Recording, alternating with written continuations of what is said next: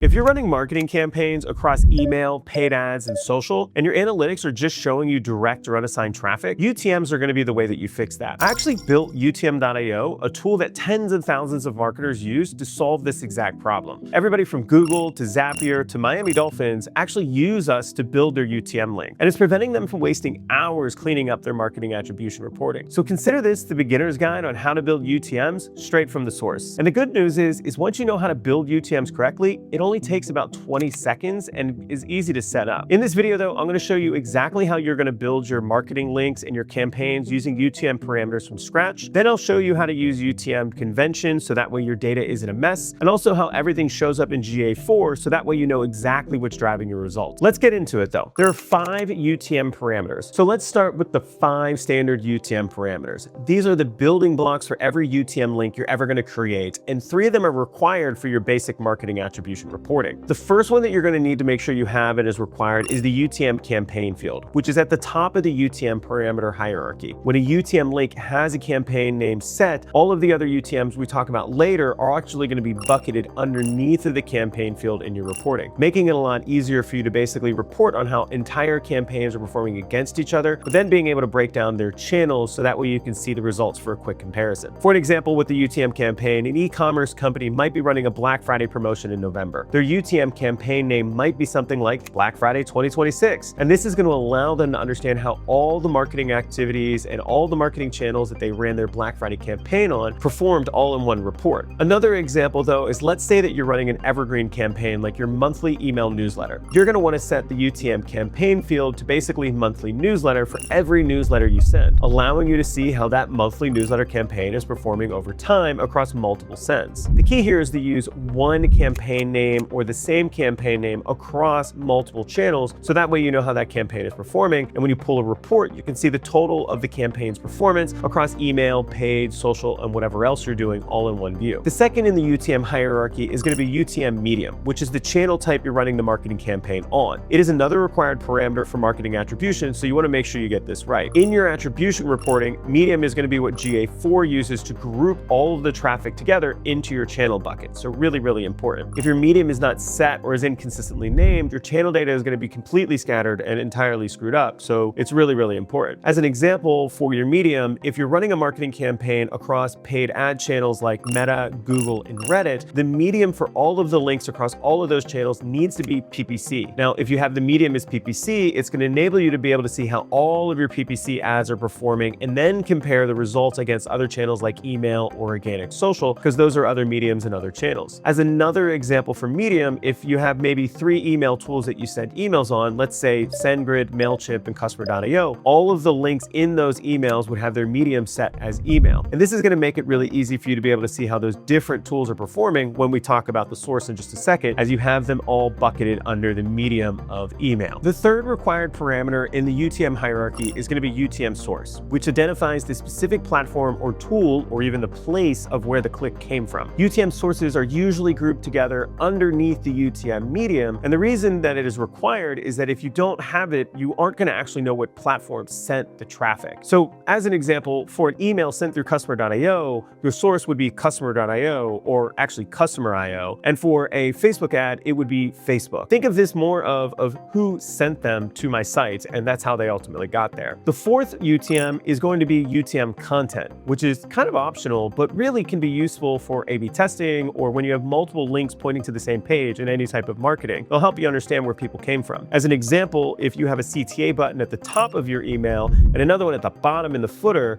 and you tag those, one at the top with header CTA and then the one at the bottom with footer CTA. That way you can see which placement actually drove the click instead of just knowing that the email worked and not know what in the email actually worked. The fifth UTM parameter is going to be UTM term, which was originally built for paid search. It captured the keyword that was actually being searched before somebody clicked on your ad. But beyond paid search though, you can also use this to differentiate between the subject line or an ad headline or any type of copy that you're trying to test or any variants you have. So that's going to make it easier for you to track everything that's going on. Now let's move on to what a fully tagged URL actually looks like once you put this all together. Now in the link, you can see we're driving people to McGaw.io, we're sending them to a landing page. Of course, we can see the campaign field has been set with that Spring Launch 2026. We then have the medium set as email. and the source is customer.io, which is our email platform. And then of course we have UTM content set as hero image, so we know what people actually clicked on. And then when we would have multiple of these links in an email, we would actually change the content throughout the entire list of links in that email, so we know what is actually getting clicked. So you start with the base URL, and then you add the question mark, and then you of course signal where all these different parameters are coming in,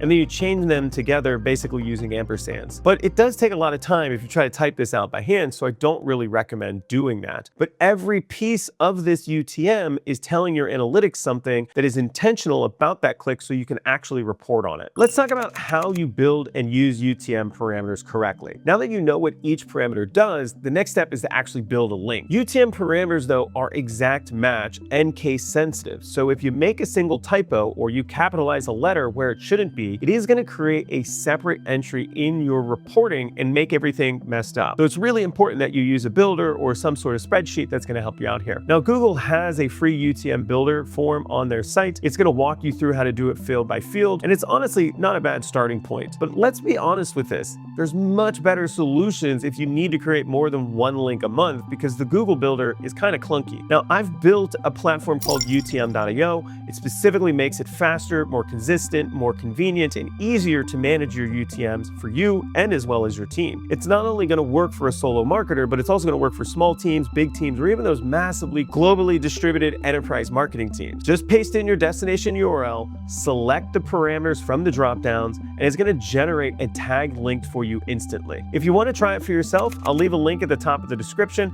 That way you can get access to the platform. It also is going to save all of your links for you, and it's going to build them into your dashboard. So that way, 6 months from now, you're not hunting around looking for your spreadsheet, trying to figure out which parameter led to what campaign, which led to what conversion. Now, before we move on, there's one rule you need to know, and that's to never put UTM parameters anywhere on your actual website. These are not meant for internal links linking from one page to another. Every time someone clicks on an internally tagged link, it's going to reset the session in Google Analytics and a lot of other analytics platforms. And that's going to overwrite whatever source originally brought them to the site and basically trash your data. So if somebody came from a Facebook ad and landed on your site, then clicks on an internal link which you've tagged with a UTM, now your analytics is going to credit the navigation UTM instead of the actual Facebook ad, which is pretty crappy. Basically, all of your original attribution is going to be lost. And I've seen every type of mistake out there for marketing attribution issues, and I've seen this mistake alone ruin attribution for 7-figure ad campaigns. Now, with UTMs, they are for strictly used on external campaigns and external links that are driving traffic to your site,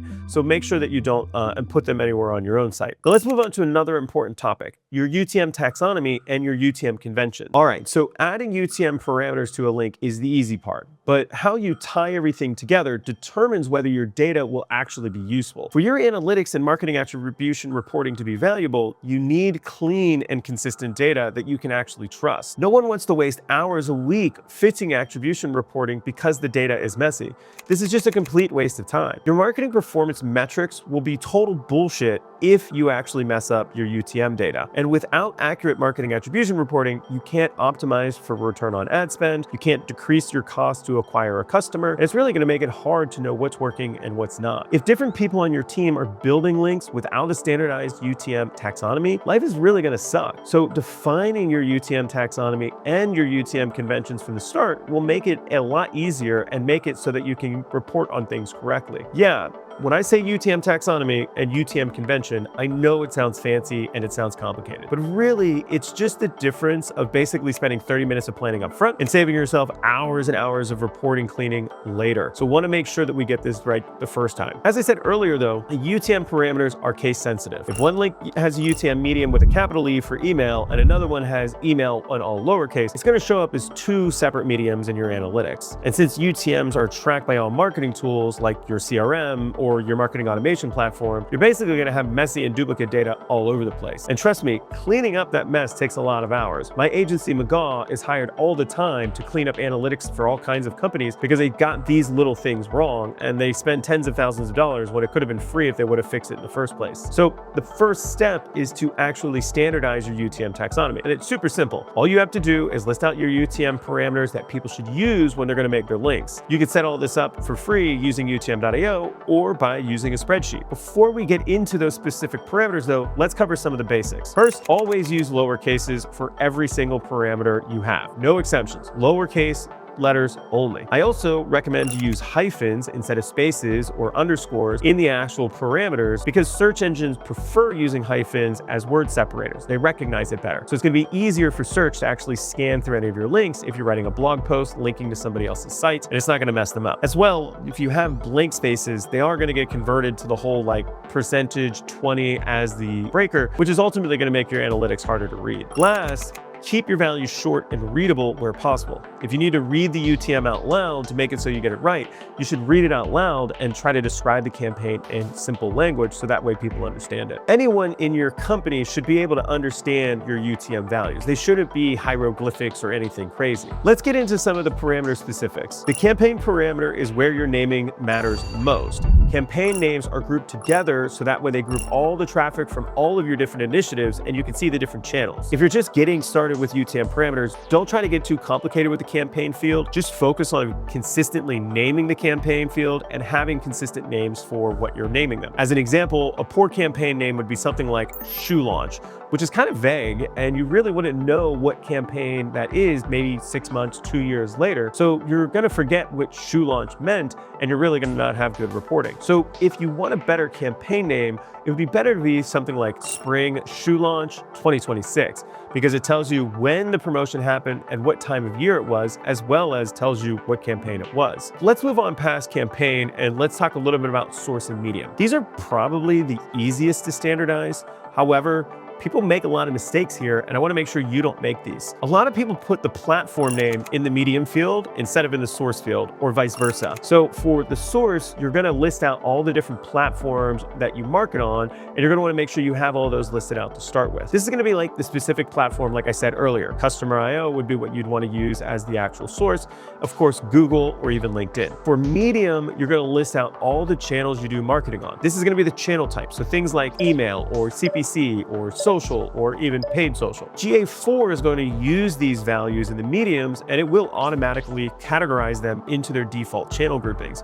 So it is kind of important to make sure you choose the right mediums because it is going to fall into the normal buckets that GA4 uses. And if GA4 doesn't actually recognize them, the traffic is going to wind up unassigned, not really usable or readily available. You can build custom channel groupings to fix this if you are a GA4 expert. It's not that complicated, but you definitely want to make sure you know what you're doing before you build some of these. But 90% of the time, I just recommend companies to stick to Google's default channel groupings. These channel groupings, though, are often what is used to define your UTM conventions. So UTM conventions are pretty simple in the fact that they basically are just the matching of the source to the medium. So that way we actually have good matching and ultimately our reports look good. And a UTM convention is just going to define what is in your channel groupings. Since medium is the channel type, you would pair it to multiple sources to make a convention. If a user selected organic social as the medium, then in the source field, they probably want to select things like Facebook or LinkedIn or Reddit, because those are your organic social platforms. But you can pair UTM parameters however you like. It's just really how you want to do it. And you really want to make sure that you have those things predetermined before you get started. Now, in platforms like UTM.io, we allow you to build your own UTM conventions by using our UTM groupings or our UTM templates, a lot of different ways to do it. But it makes it easier and faster if you have these built out in a platform like that ahead of time. Now, the best way to enforce this across your team and to remove the guesswork is to use either a UTM builder spreadsheet, which has some instructions as a starting point, but that is also going to rely on you following the rules and manually making sure things don't break. You've got to make sure your concatenation formulas work. You got to make sure people follow the process. So UTM.io is going to be a good way to do this because their templates are going to make it faster for you to get things moving forward. And if you use UTM.io's rules, you'll be able to require people to actually use certain parameters so that way they actually can't miss anything. So it's an easy platform. Check it out. Not a big deal. Let's talk about where to find data in GA4.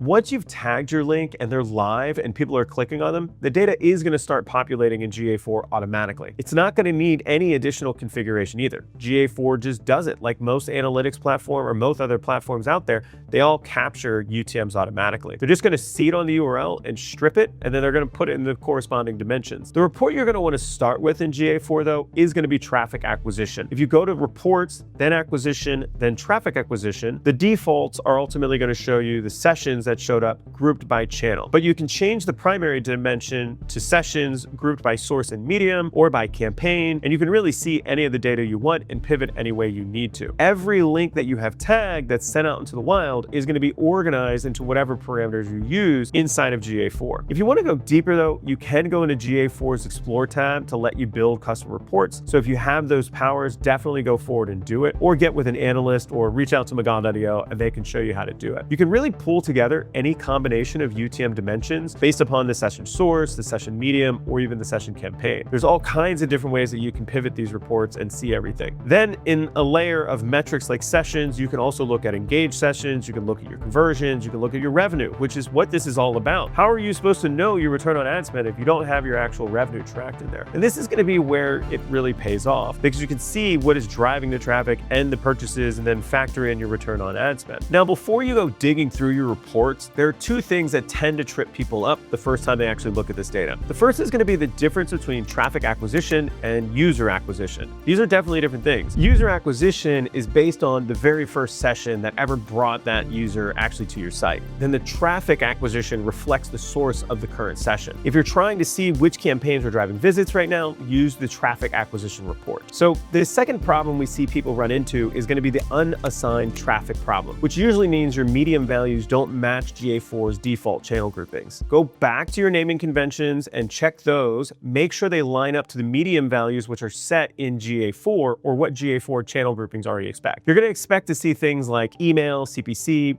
paid social, or even social. And once you have that set up, you'll basically be able to see your reports in like 30 seconds and make sure everything is actually working. To make this even easier though, if you click on a tag link yourself, then go to the real-time reports in GA4, within a couple seconds, you actually see where your session shows up. You'll be able to see if you have the correct source and medium attributed to the right bucket. That way you don't have unassigned being captured as well. This is gonna save you basically a lot of time in your reporting, because if you get this set up correctly, your team's not gonna be wasting time understanding why the traffic was wrong or things aren't set up. Now, if you want to make sure this whole process is run as fast as possible and you have consistent links, you definitely want to check out UTM.io by clicking the first link down in the description. All you have to do is simply paste in the destination URL, pick the parameters from the dropdowns. You can use the templates to fill out your full conventions, and it's going to tag your link instantly, as well as allow you to shorten it and edit the back half of the link, or even use QR codes with custom design. And you can do all of this directly in your dashboard that your whole team is working out of. Again, you can check that out by clicking the first link in the description. And if you want to learn about how you can run the perfect split test, then you should check out my next video.